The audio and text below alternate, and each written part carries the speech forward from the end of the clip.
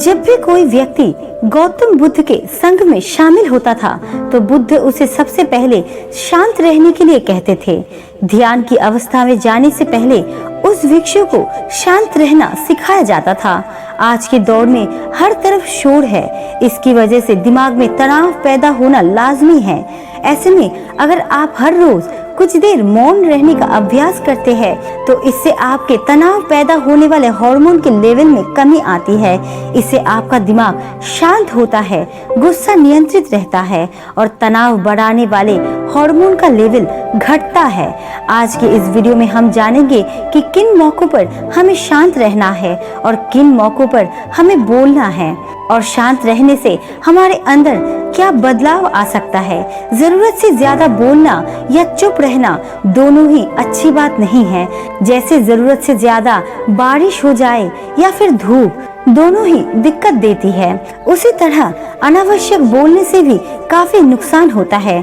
अगर आपको कहीं चुप रहने से आर्थिक लाभ हो रहा है तो वह चुप रहने में कोई समस्या नहीं है। आइए जानते हैं ऐसे 5 मौकों के बारे में जहां चुप रहने से लाभ और बोलने से होता है नुकसान।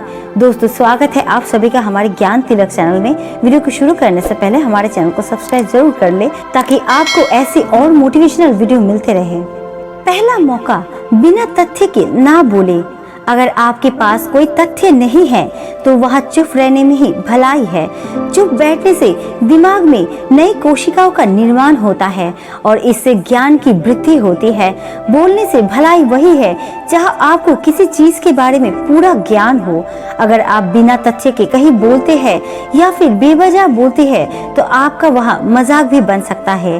अगर आपके पास पर्याप्त जानकारी नहीं है, ऐसी जगह पर बोलने से आपका मजाक तो बनती ही है, साथ ही साथ लोगों का भरोसा भी आपसे उठने लगेगा। इसलिए ऐसी जगह पर शांत रहो जहां तुम्हें पता ना हो कि क्या बोलना है क्या नहीं।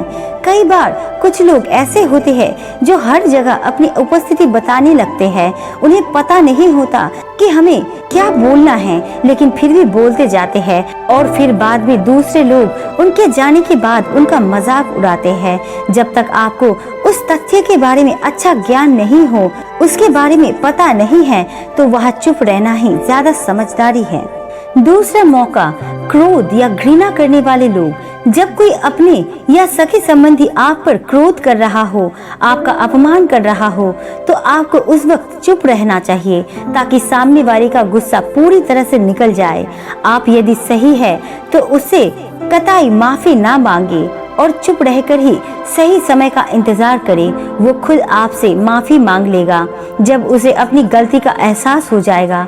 अगर आपका कोई सगे संबंधी आप पर क्रोध कर रहा हो और आप उस समय शांत है तो ये आदर सम्मान देने का निशानी होती है।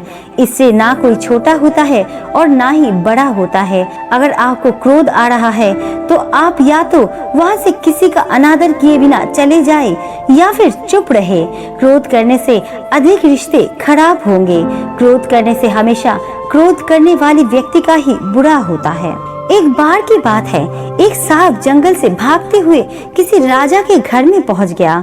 लोगों ने छेड़खानी की तो वो बहुत ही गुस्सा हो गया, जिससे घर में जो तलवार पड़ी हुई थी उसी को लपेटकर कसने लगा और धीरे धीरे उसका पूरा शरीर कट गया। ये गुस्सा उसे खा गया। ठीक इसी प्रकार हमारा गुस्सा भी हमारे शरीर को तलवार की भांति काटता रहता है। गुस्सा ध्यान से खत्म होता है। प्रतिदिन अगर आप ध्यान की मुद्रा में बैठते हैं तो आपका गुस्सा आपके नियंत्रण में रहेगा। आप प्रतिदिन ध्यान का अभ्यास करें, इससे आपके शरीर में जो हार्मोन्स गुस्से को बढ़ावा देते हैं वो सब आपके नियंत्रण में रहेंगे, जिससे शरीर के गुस्से पर आप आसानी से काबू पा सकते हो। लेकिन एक तरीका ये भी है कि जब भी आपको गुस्सा आए तो आप ये समझने का प्रयास करें कि क्या मेरा गुस्सा जायज है या नहीं, हमें वहाँ पर बोलना चाहिए कि नहीं। जब आप खुद इस बात का अंदाजा लगा पाएंगे तो आपको खुद पता चल जाएगा कि हमें गुस्सा करना चाहिए या नहीं। फिर भी आपको गुस्सा आ रहा है तो आप वहाँ से हटने का प्रयास करें, वहाँ से दूर चले जाएं। धीरे धीरे समय के साथ आपका दिमाग शांत हो जाएगा। तीसरा मौका, शब्दों से किसी को हानि ना पहुंचे। अगर आपके शब्द सामने वाले के परिवार या फिर मित्र की प्रतिष्ठा के बारे में बुरी झलक दिखा रहे हैं तो वह आपको चुप रहना चाहिए। किसी के परिवार या फिर मित्र के बारे में बुरा बोलने से केवल आप ही बुरे बनेंगे। जो चीज आसानी से खत्म की जा सकती है उसे अपने शब्दों से बड़ा ना करें। अगर आप बिना चिल्लाए कोई बात नहीं कह सकते तो वहाँ आपका चुप रहने में ही भलाई है। किसी परिवार वाले या मित्र पर चिल्लाने से आपके व्यवहार के बारे में पता चलता है। ज्यादा बोलने से कभी अच्छा नहीं होता बल्कि चीजें हमेशा खराब ही हो जाती हैं। चौथा मौका, जब कोई नहीं समझे आपकी भावना। यदि आपको लग रहा है कि सामने वाला व्यक्ति आपकी भावना या दुख को या आपकी जो परेशानी है उसको समझ नहीं पा रहा है या समझने का प्रयास ही नहीं कर रहा है तो ऐसे व्यक्ति के सामने आप चुप ही रहे, क्योंकि ऐसे लोगों को आपकी भावना या दुख से कोई मतलब नहीं होता है। ऐसे लोगों को कोई राज भी नहीं बतानी चाहिए, क्योंकि ऐसे लोगों को अपना राज बताकर बाद में आप पछताएंगे ही। इसलिए हर किसी को अपने मन की बात नहीं बतानी चाहिए।